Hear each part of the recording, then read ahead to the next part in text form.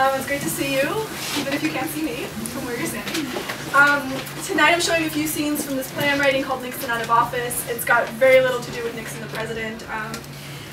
You can, and in fact you should, watch the earlier installments on themayorshotel.com when you go home. So Nixon and Nikolai are alliterative men living in the coincidence of love and work. Nixon keeps his feet in a box labeled angst. Nikolai calls himself a gentleman with qualities. Freud will have a field day with them. Scene 1, office, morning. For Nixon, every morning at work felt like the morning after. Rackets! Sorry, my voice is still coming in. He usually took the first call standing, his coat open, his bright stockinged feet triumphant on the drab carpet like an emperor. The rabbit runs around the tree, jumps into the hole, comes back up for something it forgot, looks over its shoulder, and dives back into the hole. The first call of the day is often a paralegal calling in sick. Sometimes there's a voicemail waiting. Hi Nixon, my throat hurts. Or hi Nixon, my tooth hurts. Or hi Nixon, I had one too many. But whom can I call? Call me. Nixon lifts his pointy shiny shoe to Nikolai lifts his pointy shiny shoe to Nixon's desk and leans over to tie it. Nikolai notices Nixon's worn shoes kicked into the corner of the cubicle. Say, your shoes look like you've been walking to work over the Bering Strait land bridge. Are you saying I can see Alaska from my fire escape? Nikolai retreats to his cubicle while Nixon goes to the kitchen to brew the coffee. People forward me any call they can't figure out. They have public service announcement posted taped to their phones. Is it complicated? Send it to Nixon. They call me the battle administrator. Nixon surveys the fridge, expertly swiveling yogurts in order to see expiration dates. The sandwich has been here since last week. He tosses the sandwich into the wastebasket and pockets the change from the jar labeled coffee money. Yeah, I buy the stuff. What don't I do? He walks back to his desk, passing 12 paralegals working.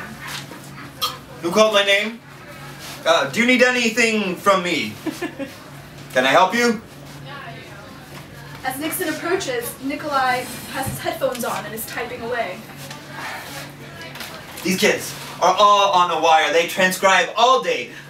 Just because it takes 30 seconds to say, don't mean it takes 30 seconds to transcribe. Sometimes we speak to each other in quotes from the wire. Don't aggravate me. There is gangrene growing in my house. Sometimes we sing to the chagrin of our boss, who says this is neither camp nor a chain gang. But it is rackets! Like a bird on a wire. Okay, Nikolai often sings a sad Scottish hymn called Loch Lomond. By yon bonny banks and by yon bonny braes, where the sun shines bright on Loch Lomond, where me and my true love were ever wont to lay. On the bonny, bonny banks of Loch Lomond.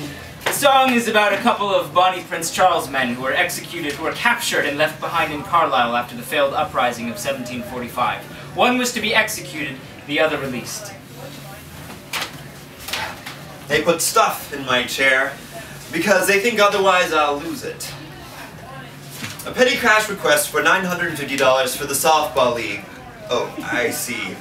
The word petty is crossed out. That makes it all right.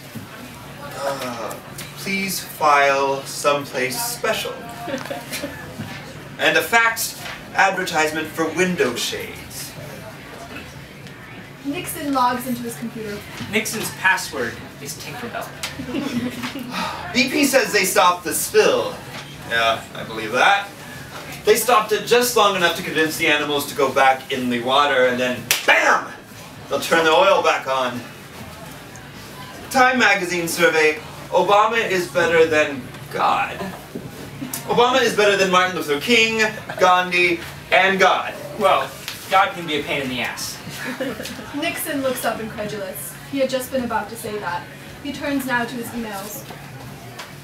Memo. Red wells must be used only for official purposes, not for personal items such as newspapers, family photos, and betting slips. I'm not as serious as a heart attack, but a bad case of heartburn. Hi, Nixon. Please order some letter-sized notepads. I am not a lawyer, so I can't use the legal-sized ones. Cute. Memo, happy to announce the lowest number of homicides in 10 years. Oh yeah, well, it's a recession. The shredder is full. Oh, okay, thanks for sharing. Hi, Nixon. If I press the reverse button on the hole puncher, will it put all the little holes back? Dear Nikolai, not all the little holes, but some of them. Love, Nixon. He deletes Love Nixon and hits send. Scene 2, office, lunch. When it's too cold to picnic on the AstroTurf field behind the office, Nixon lunches with us paralegals in the kitchen. We often blow the fuse by running the coffee maker, toaster oven, and microwave at the same time. You know the courts. Are you going to finish that sentence? Well, the courts will count an unwanted love letter as harassment. Thank you, Gavin, for this butter. This is their secular grace. Gavin had been a legal intern who, at the end of the summer, left behind a big yellow brick of butter. They scrape it onto their bread now. Well, how are you supposed to know whether your love letter will be wanted until you send it and hear back? First world problem. Yesterday on the Seabound queue, there was a kid selling Snickers. He said, "Please give me your undivided attention. After your long, hard day of work and the time spent with your privileges, you might want a candy bar." Now isn't that charming usage? You are my privilege. It's all the drugs. With a $5 co-payment, how can you go wrong? There's a phone in the kitchen, but it only rings if one of our own calls it. None of the attorneys know the number. This is kitchen. Have you had lunch yet? Yes. No. Whenever I miss the group lunch, Nixon joins me in the kitchen for a second round. I brought along some phone records to Oh, analyze. so it looks like you're working. Well, Aha. you said the green stuff in the crannies of my eyeglasses is algae. Yep.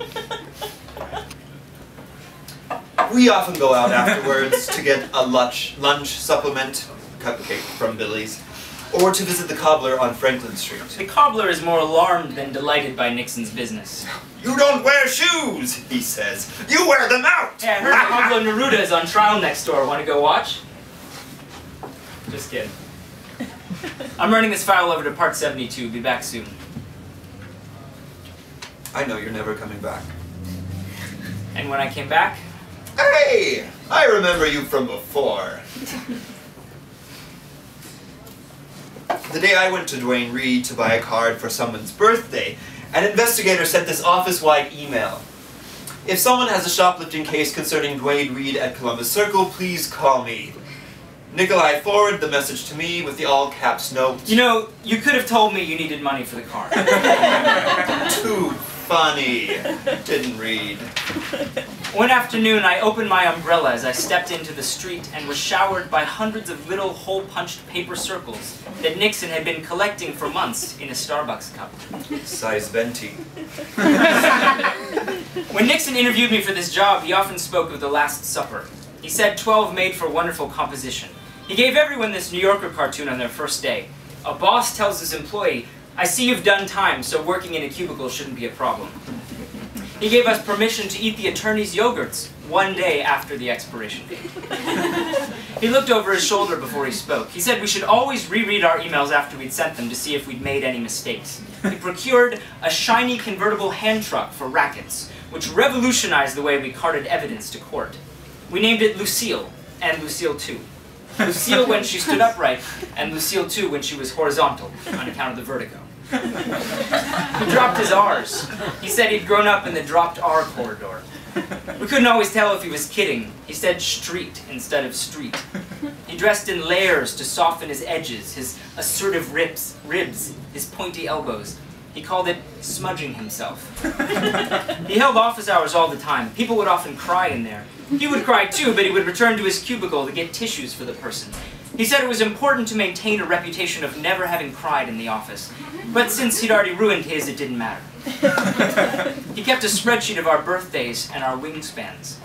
This way he could figure out who would carry the huge exhibit posters to court. HR soon put an end to that. In any hug, they said, at least one person is uncomfortable. People said I was the privilege he loved best. He told me he dreamt he'd built a kitchen in his cubicle, complete with an island stove, and that he'd achieved the space by knocking down the wall between his cube and mine. As a result, I sat in a tiny table in the corner with a university library lamp, the kind you turn on by pulling a string, writing inscrutable things in someone's birthday card. Freud would have a field day with me, remarked Nixon. He used to squeeze into the space between two cabinets and crow, just checking to see if I got fat.